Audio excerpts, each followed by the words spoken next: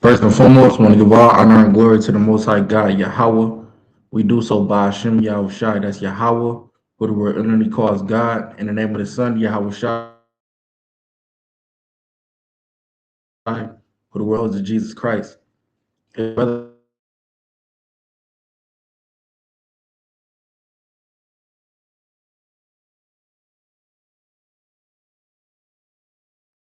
Slakia, my damn internet messing up. But this has been a hot topic over this past weekend with the snowstorms and the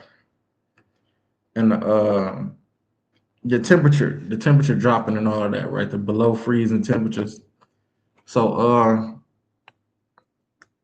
we're gonna talk about Leviathan, right? We're gonna talk about Leviathan, the great serpent, man. The great serpent. A lot of people they believe that these temperatures, is coming from,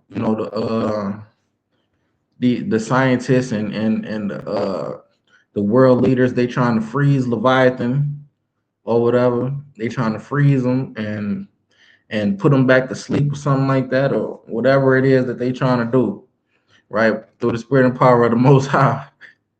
We gonna get down to the bottom of it. We gonna break it down, man, and make it plain for y'all, right? So first off, what is Leviathan, right? Let's just see what the internet say, right? See if I can share my screen real quick. Let's just see what the internet say about Leviathan.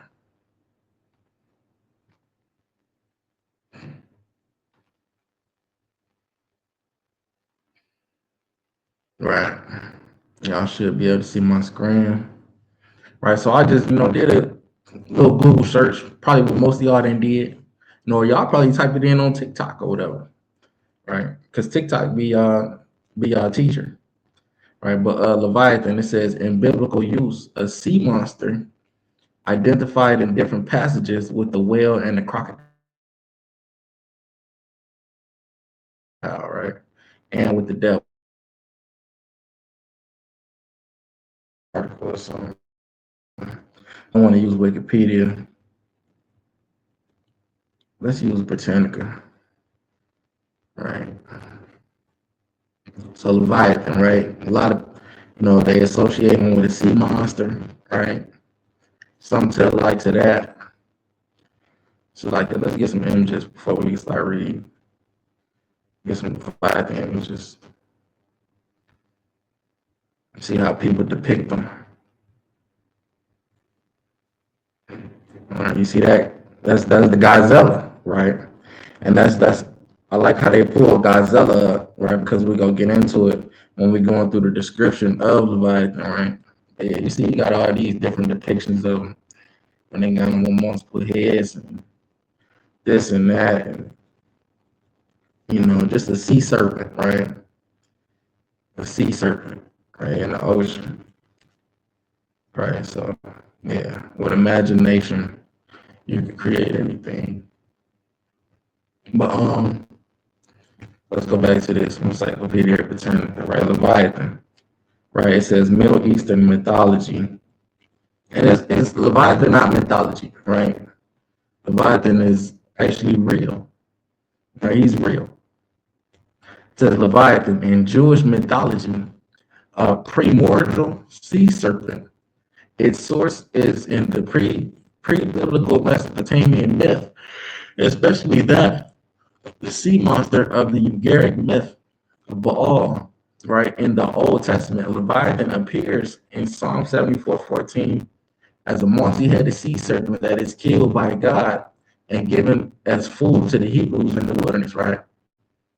So it says in Isaiah 27, Leviathan is a serpent and the symbol of Israel's enemies, right? Which is true. In Isaiah 27, it's not actually talking about Leviathan, but it's using Leviathan as, in a metaphorical sense, right? But Leviathan is actually a real creature that God created. It says, who will be slain by God. In Job 41, it is a sea monster and a symbol of God's power of creation. Right.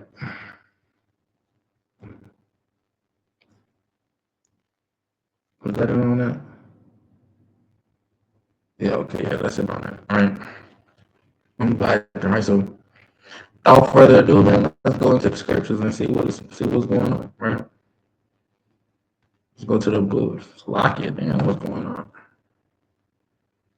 Sure, everything cool over here. All right, so we go break down like what is Leviathan, right? I think I need the 1611 first, right? Leviathan is,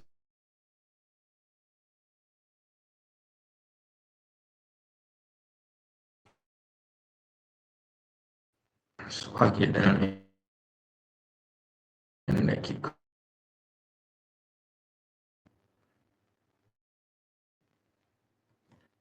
second edge.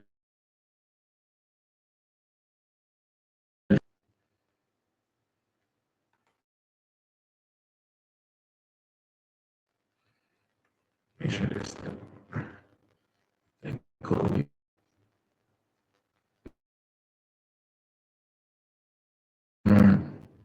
Second Ezra chapter 6.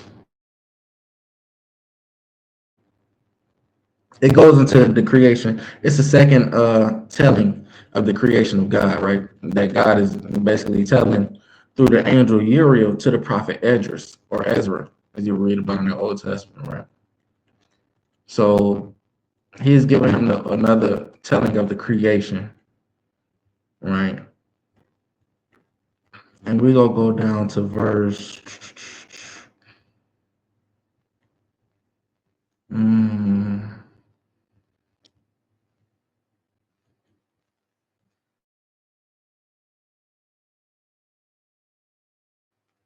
second.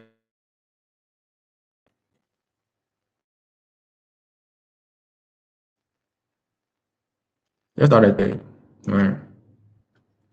It says, and I said, O Lord, thou spakest from the beginning of the creation, even the first day, and said thus, let heaven and earth be made, and the word was a perfect work. Right. So this is the same thing that you read about in Genesis chapter 1, right? The Lord said, let the heavens and earth, be created, and the angels and Yahweh Shai, who were initially called Jesus, right? They went and did the work, right? Did the creating. Right. It says, and then was the spirit and darkness and silence where on every side the sounds of man's voice was not yet formed. Right. Then commandest thou a fair light to come. Like you. Bear with me, it's 2 a.m. No, it says, then commandest thou a fair light to come forth of thy treasures that thy work might appear. Right. So a light, the Lord said, let there be light. It says, upon the second day, thou madest the spirit of the firmament and commandest it to part asunder. So you have the firmament, you have a dome, a literal dome, a glass dome, right, over the earth, right? Picture a terrarium, right? Terrarium,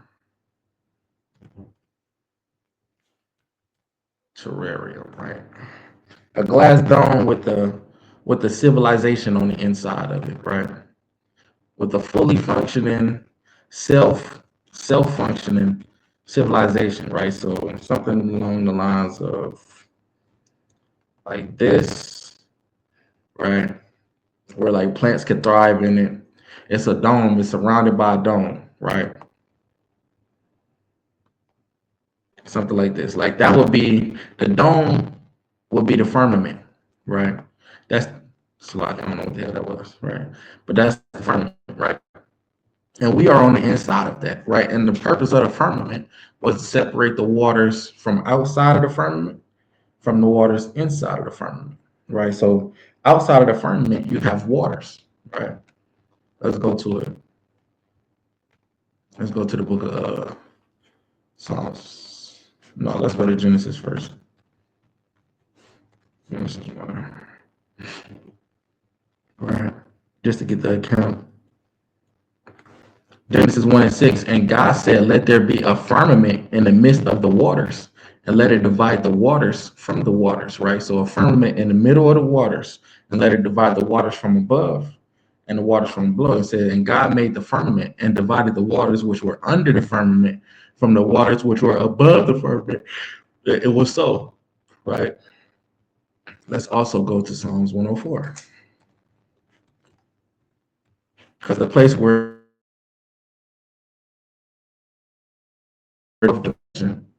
right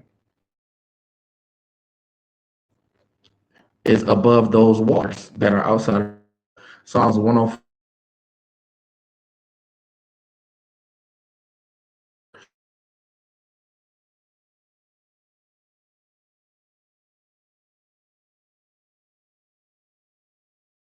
the tetragrammaton, right? So that's the Lord's name, Yahweh. So it says, "Bless Yahweh, O my soul, O Yahweh, my power," right? "Thou art very great, thou art clothed with honor and majesty, who coverest thyself with light as with the garment, who stretches out the heavens like a curtain," right? So the Lord created the heavens. And it says, "Who layeth the beams of his chambers," meaning his dwelling place, "in the waters," right? So the Lord laid his beams of his chambers in the waters, right? So he said, the earth is, you see in other scriptures, the Lord said, "The earth is my footstool," right? So the earth is at the feet of the Lord. It says, "Who maketh the clouds his chariot, who walketh upon the wings of the wind," right? So that's all I wanted on that. Going back to second Esdras though, right? Giving an account of the creation. Um, It says, "Upon the second day thou madest the spirit of the firmament, and commandest it to part asunder, and to make a division betwixt the waters, that the one part might go up, and the other remain beneath. Upon the third day thou didst command that the water should be gathered in the seventh part of the earth. 6 parts hast thou dried up and kept them." So he said this, the waters, on the third day, the waters should be gathered in the seventh part of the earth. This is where you get the seven seas from, right? You got the seven seas, right? So you got the waters that was under the firmament. They was divided into the seventh part. It says 6 parts have thou dried up and kept them, meaning that's where you get the continents, right? It says, "To the intent that of these some being planted of God until may serve thee," right? As we go on, it says, "For as soon as thy word went forth, thy work was made." So that's for immediately there was great and innumerable fruit, and many diverse pleasures for the taste, right? So you get the vegetation, and flowers of unchangeable color, and odors of wonderful smell. And this was done the third day, right? So you have vegetation made on the third day. It says, "Upon the fourth day, thou commandest that the sun should shine, and the moon give her light, and the stars should be in order," right? So the fourth day. It says, "And gave us them a charge to do service unto man that was to be made," right? So the sun and the moon has a job, right? They are for times, days, seasons. You know, basically the moon, the cycle of the moon is to let what part of the month you in, right? Um, 47. It says, "Upon the fifth day, thou settest unto the seventh part," meaning the sea, right, "where the waters were gathered, that it should bring forth living creatures, fowls and fishes," right? Fowls and fishes, which are in the water still, right? It says, for the dumb waters, like it, "for the dumb water and without life, brought forth living things at the commandment of God, that all people might praise thy wondrous works." Right, here we get down to the nitty gritty now. "Then didst thou ordain two living creatures.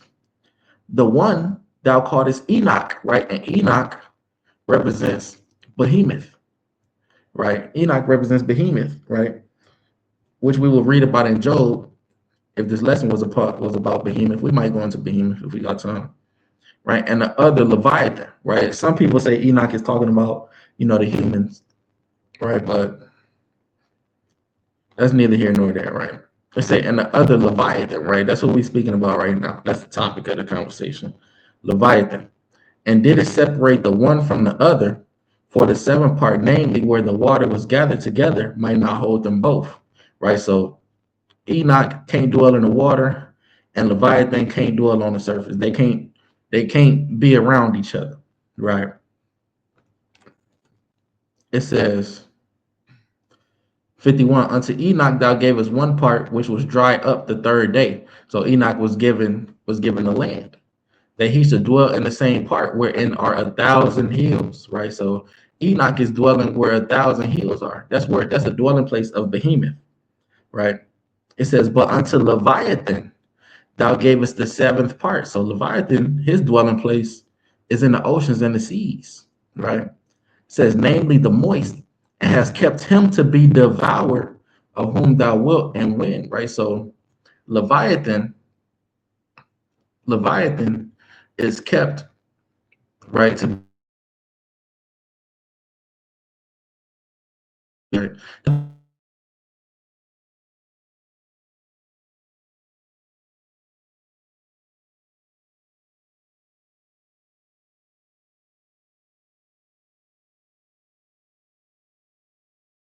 the Leviathan is going to be given meat for the Hebrews in the wilderness, right?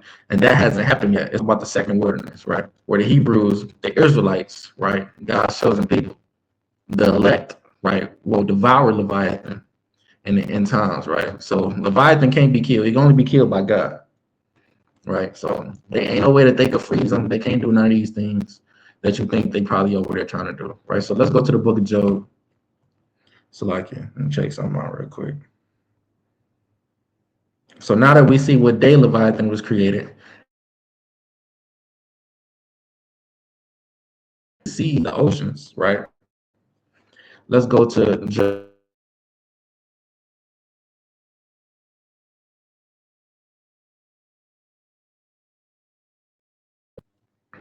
right?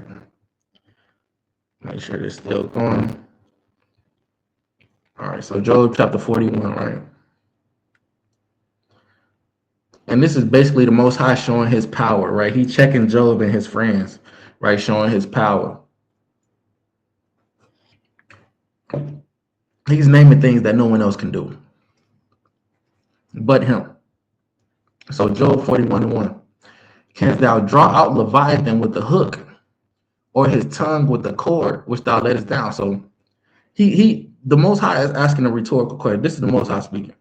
He asking a rhetorical question. He said, can you draw Leviathan with a hook?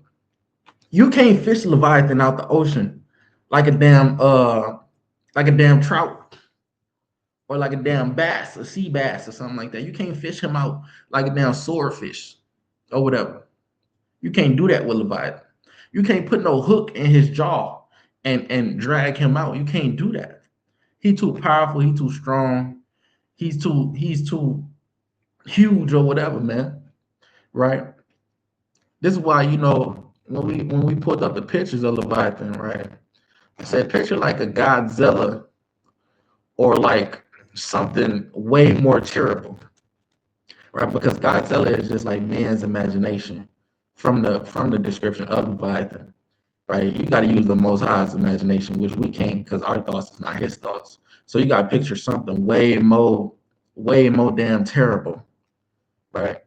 But with fins and scales, because it says we gonna devour him. So that means that Leviathan is a clean beast because we can only eat things that got fins and scales, right? But at the same time, he's a serpent. So it says, can thou put a hook? Let's read this in another translation. I want y'all to understand this. Let's get it in the ESV. Or we can go RSV. I don't see ESV. There you go. Right. Job 41:1 in the ESV. Can you draw Leviathan with a fish hook or press down his tongue with the cord? It's saying rhetorical things. Can you put a rope in his nose or pierce his jaw with a hook? You can't do none of that, right? It say, will he make many pleas to you, or will he speak to you soft words? Like Leviathan, he's not gonna beg for his life with you. You can never put him in that position to where you got the upper hand on him, is what it's saying, right? He's never going to be in a position to where, you know, he's in danger. And that's what people got to understand. Like when you come with these theories and these, what is it called? Um,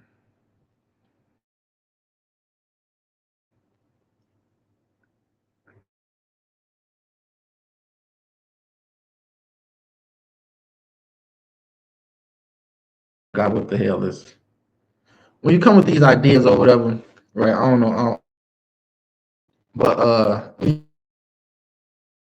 you come with these ideas and all of these things, right? You got to remember, like, we got to conspiracy theories, right? That's what I was thinking about, right? When you come with these conspiracy theories, right, you got to always, bring it back home with reality and what's true, right? Leviathan, the lore or the what they call the myth or the story of him, right, is comes from the Bible. You're not gonna hear about Leviathan nowhere else because this is a story of the Hebrews, right? He was created by the Most High, and the Most High gave this story to the Hebrews, right? To his chosen people, the Israelites. So you got to come to the book and the word of the Most High to understand what was capable of happening with Leviathan, right? So you can never have the upper hand on Leviathan. He's too powerful. No matter what the so-called white man try to create, people try to say that they trying to say that they trying to freeze Leviathan. They didn't kill his wife or whatever. All these things is not possible, right? The only person or being that's capable of harming Leviathan is the Most High. It's the Most High. He the only one with that power.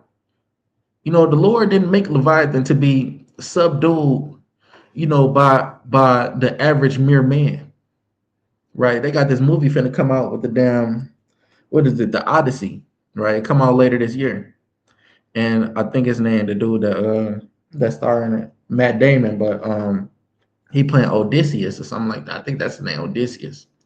But they got him. He gonna be fighting a damn these other folklore tales. What is it, Beowulf? Beowulf fighting sea creatures and all of that. All of that is based on man's imagination to be able to take down Leviathan. But man can't take down Leviathan, right? The Most High didn't make Leviathan to be taken down by the average man, right? Leviathan is going to be taken down emphatically by the 144,000 in the wilderness, though, because we're not going to be average men at that point. We're going to have those spiritual bodies, right? But yeah, right. Verse 4. It says, "Will he make a covenant with you to take him for your servant forever?" Right. So Leviathan ain't gonna be trying to make no deal with you, right? Where he's gonna serve you or whatever, right? He not that type. He not that type of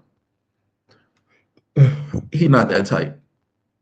It said, "Will you play with him as with a bird, or will you put him on a leash for your girls?" Right? You can't do these things with Leviathan. You can't have him as a pet. He's not a pet. He's a beast, a powerful beast. Like the best representation of Leviathan, Godzilla. Ain't no way you can tame Godzilla. Godzilla do what the hell he want to do. If Godzilla want to come and destroy the city, Godzilla gonna come and destroy the city. If God and then go sleep, whatever. So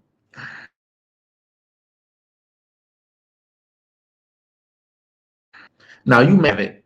Sometimes in a movie they kind of have man get the upper hand on Godzilla, but that can never happen with Leviathan, right? I'm gonna jump down to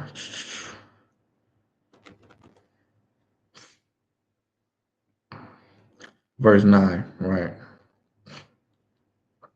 Verse 9, it says, "Behold, the hope of man is false. He is laid low even at the sight of him," right? So the hope of man to subdue Leviathan is false, right? So the theory that y'all coming up with of people trying to freeze Leviathan, they can't tame, you can't even freeze him. Even if they was trying to, if that's truly what they was trying to do. If you real life believe that that was what was happening, it can't happen, right? The Most High is telling you. So you gonna believe what man is doing, or you gonna believe God? Which one? Right?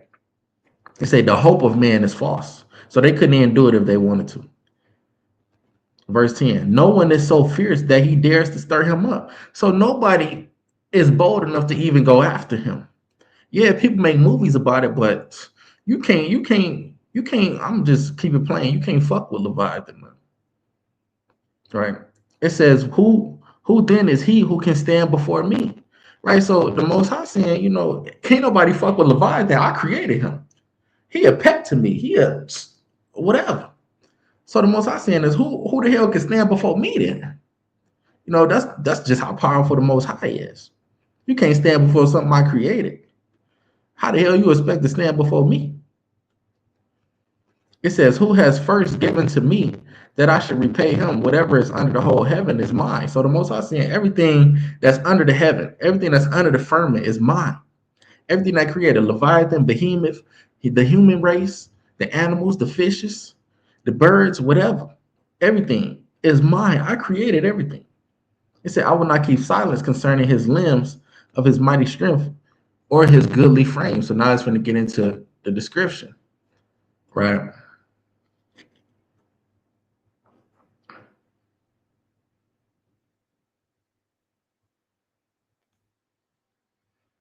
Right. I'm gonna go to the KJV because it said a little better. Let's go back to the KJV, right? And we was at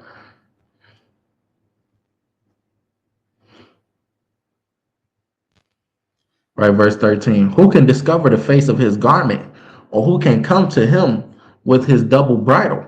Right? Who can open the doors of his face? His teeth are terrible round about. Right? So Leviathan got sharp teeth all through. Who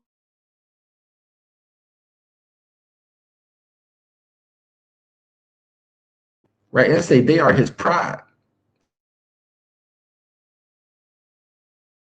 It's say shut up together as with a close seal. So it's like his scale together with a close seal. It say one is so near to another that no air can come between them.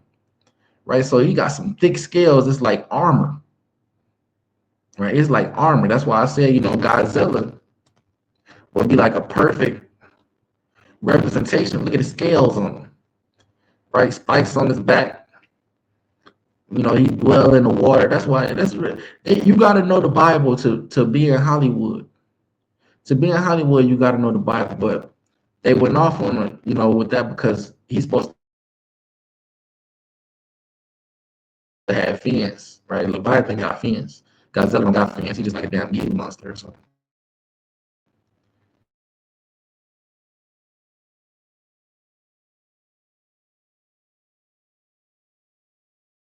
Going to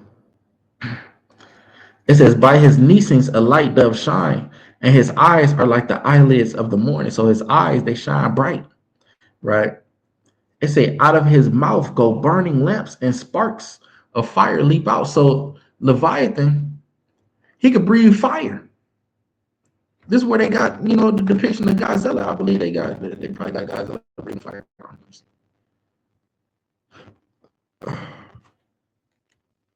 What they call it, Godzilla atomic breath. Here you go, right here. Let's get that. Right, you see a fire coming out of his mouth, right?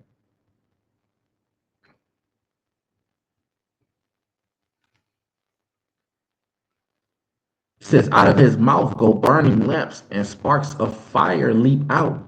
Out of his nostrils go smoke, and out of a seething pot or as out of a seething pot or cauldron. Right, so it's like out of his nostrils, he got smoke blowing out his nostrils. His breath kindleth coals, and the flame goeth out of his mouth. So he breathes fire.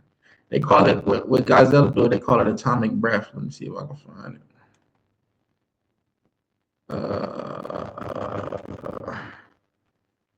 I'll just find another representation.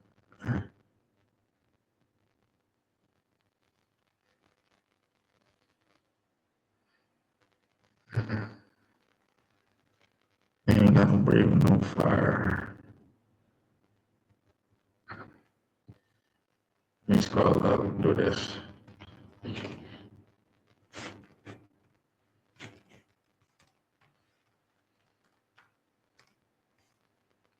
atomic breath. Right. So look at that, right? That's atomic breath, right? You got the fire coming out right there. See, and the eyes lit up. All this comes from the Bible. This is what we're reading right now. This is what we're reading right now. His eyes lit up. Got the attire and it got sparks around about. You see the sparks around the fire and all that. Look. It comes from the Bible. So-called white man or the Chinese man ain't that creative, man. They gotta come to the Hebrew sources. They gotta come to the Bible to make their Hollywood ideas, man. It say, in his neck remaineth strength, and sorrow is turned into joy before him. Right. So he has joy out of causing destruction. He has joy out of killing and doing all these things. It say the flakes of his flesh are joined together. They are firm in themselves, hard as a piece of the nether. Right. When he raiseth up himself, the mighty are afraid. By reason of breakings, they purify themselves. Right. It say the sword of him that layeth at him cannot hold, the spear, the dart, nor the habergeon. Right. So you can't make no weapon that could basically, harm Leviathan. It say he esteemeth iron as a straw. So iron is one of the strongest metals. And it say he look at it as a straw. He could just snap it like a twig. Right. It says, and brass is rotten wood. And you know how brittle rotten wood is. It said the arrow cannot make him flee. Sling stones are turned with him into stubble. So ain't nothing that can make Leviathan run. It said darts are counted as stubble. He laugheth at the shaking of a spear. So he laughs when he see people gathering spears, or when he see the so-called white man or whoever, trying to create weaponry to stop him. He's laughing because they can't do anything. The only one that can subdue Leviathan is the Most High God. It say he maketh the deep to boil like a pot. He maketh the sea like a pot of ointment. He maketh a path to shine after him. One would think the deep to be hoary. Upon earth there is not his like, who is made without fear. So it's not no beast on the earth that's like Leviathan, right? It says he beholdeth all high things. He is king over all the children of pride, right? So it says he's king over all the children of pride, right? Because there's no reason for Leviathan to be scary or not prideful. That's what the Most High created him to be, right? Now let's go to the book. I believe I want the book of Psalms chapter 104.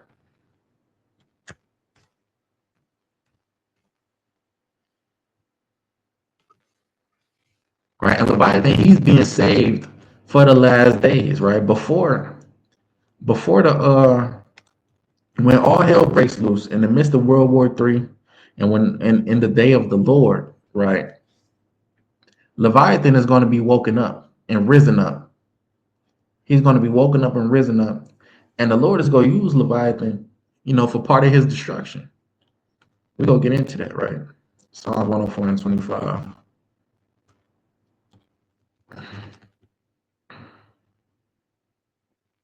Right, Psalms 104 and I'm gonna start at 24. Oh Yahweh, how manifold are thy works! In wisdom hast thou made them all. The earth is full of thy riches. Right. So Psalms 104 is going into the everything that the Lord created and just praising the Most High. Right. Everything he does in the earth. So is this, verse 25. So is this great and wide and great beast. Right. So in the sea, a lot of people say that the ocean is the scariest place. Is the scariest place you could go because the water is so deep and it's so much in there that man don't know about. Mainly Leviathan.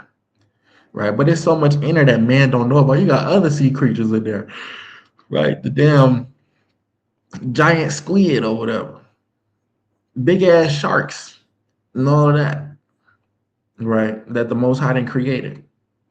But the most fearing thing is Leviathan in the ocean. It says, "So is this great and wide sea, wherein are there where are things creeping, innumerable, both small and great beasts." Right? It says, "There go the ships. There is that Leviathan, whom thou hast made to play therein." Right? It say, "There go the ships. There is that Leviathan, whom thou hast made to play therein." Right? And they got a whole bunch of ships that disappear. What they call it, the damn it's a conspiracy theory, the damn Bermuda Triangle, all of that, right? Hey, it's very much possible that the Most High could have used Leviathan to make all them ships disappear. It's very much possible that the Lord could have used Leviathan, to cause destruction upon those missing submarines, right? They got that missing submarine or whatever, and all those things that happen.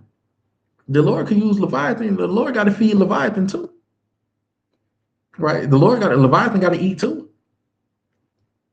right? They say, "There go the ships. There is that Leviathan whom thou hast made to play therein." So Leviathan was made to play in the ocean, the great and wide sea, right? It said, "These wait all upon thee, that thou mayest give them their meat," meaning they food in due season. So it's the Most High. The Most High, he feeds them. The Most High feeds the birds that are in the sky, right? You see that bird get that worm, or you see that raccoon digging in that trash, or you see that squirrel, grabbing the nuts out the trees or whatever. You see the fish, they jumping out the water, eating the bug that's flying across the water or whatever. They doing all these things, right? The Lord is the one that's feeding them, giving them their meat in due season. So the Lord feeds Leviathan as well, right? Giving him his meat in due season, right? It says that thou givest them they gather. Thou openest thine hand, they are filled with good, right?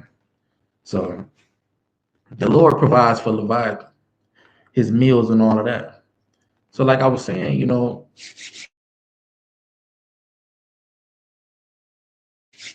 the Lord could very much raise up Leviathan and have him cause destruction. Make sure it's still going. Right, Amos 9, I think I'm on verse 23. No, not 23. I'm going to have fire. What verse am I thinking about? I will command the serpent and bite them. There you go. Let's jump up to Amos. We're going to start at 1. Amos 9 and 1. "I saw the Lord standing upon the altar, and he said, Smite the lintel of the door, that the post may shake, and out of them, and cut them in the head, all of them, and I will slay the last of them with the sword. He that fleeth of them shall not flee away, and he that escapeth of them shall not be delivered." Right. So this is talking about judgment day. It says, "Though they dig into hell," meaning because you're gonna have people upon judgment day during World War III. You're gonna have a lot of people trying to hide themselves in underground bunkers, right? This is why people like Rick Ross, he was going into the profession of making underground bunkers. It's a lot of they got a lot of these movies, like for one, Leave the World Behind, right? The girl in the end of the movie, she found an underground bunker, right? They got other movies. They got the show Fallout, which was started from a game, right? Those people, they survived the nuclear blast, hiding themselves in underground bunkers, right? You got the 100 on Netflix, people that survived in underground bunkers, right? So the Lord know that people plan to do these things. And the reason why they make these movies about people surviving in those bunkers and all that, because art imitates life. They know that it's going to be a catastrophic war that's basically, detrimental to the atmosphere of the earth, right? That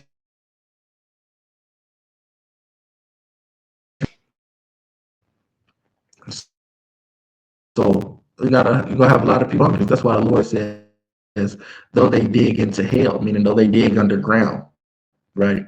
Then shall that man, though they climb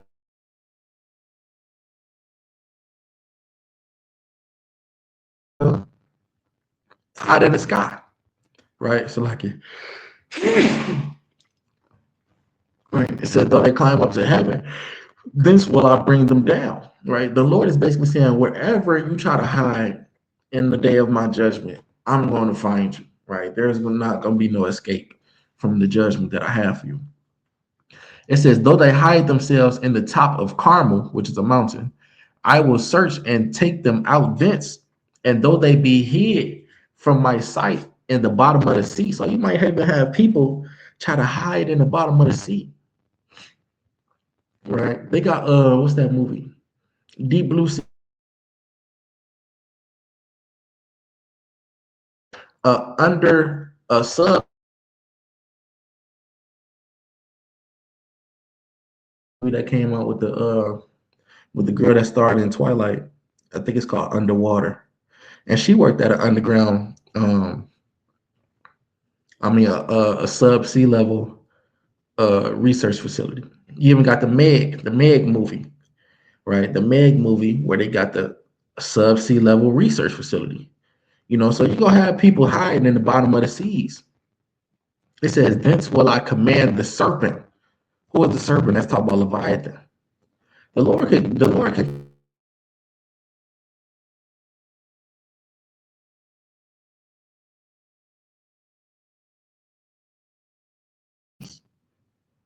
right?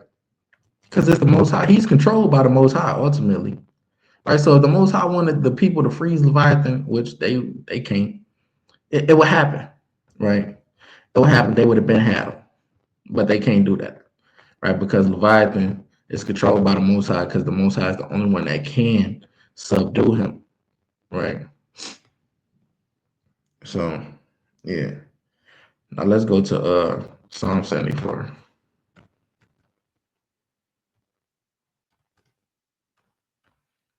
right? Because Leviathan is going to be devoured, as we read in the book of Second Esdras, right?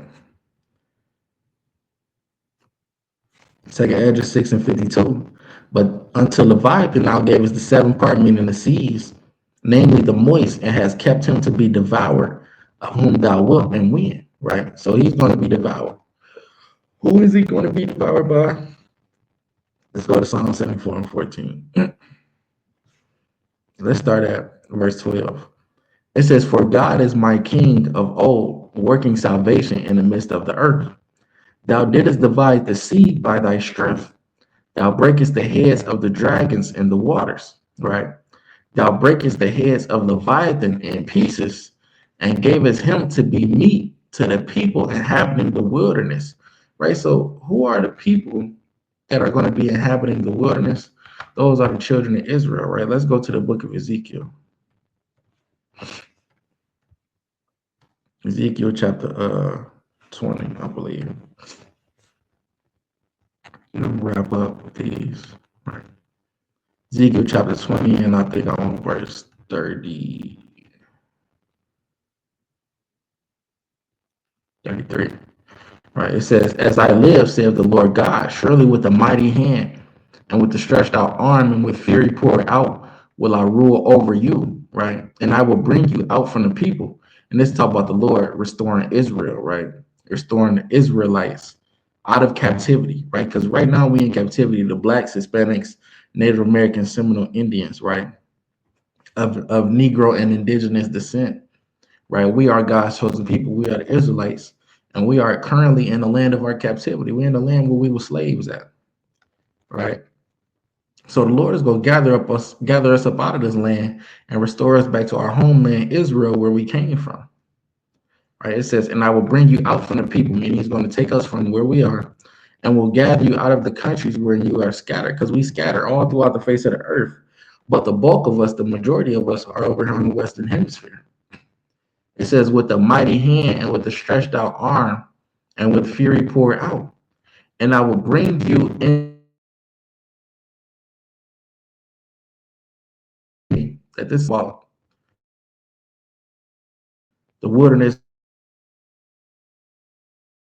is going to say that.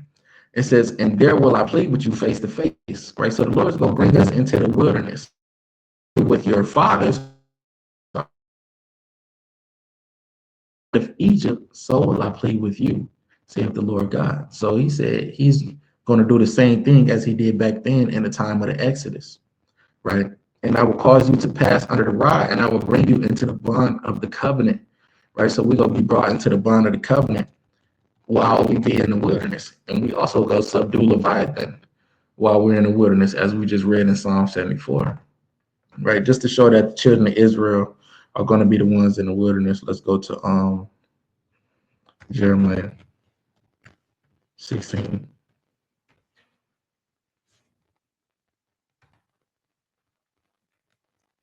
Jeremiah 16 and 14. It says, therefore, behold, the days come, saith Yahweh, that it shall no more be said, the Lord liveth, that brought up the children of Israel out of the land of Egypt, right? It says, but the Lord liveth, right? So they're not going to be talking right now. This is the talk of the time. This is the greatest event that happened in life, right? The Lord breaking down Egypt and saving the children of Israel,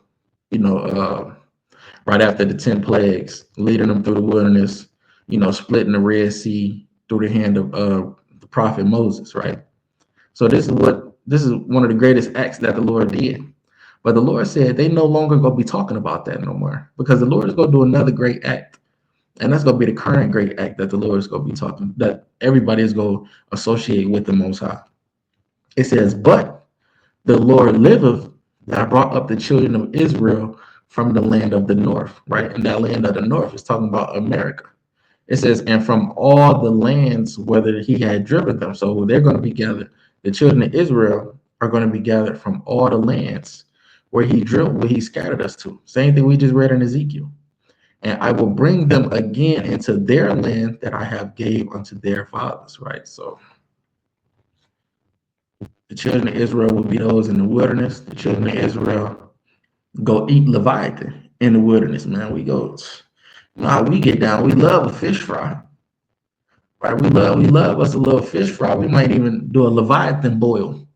We don't do no seafood, no crab, shrimp, and lobster.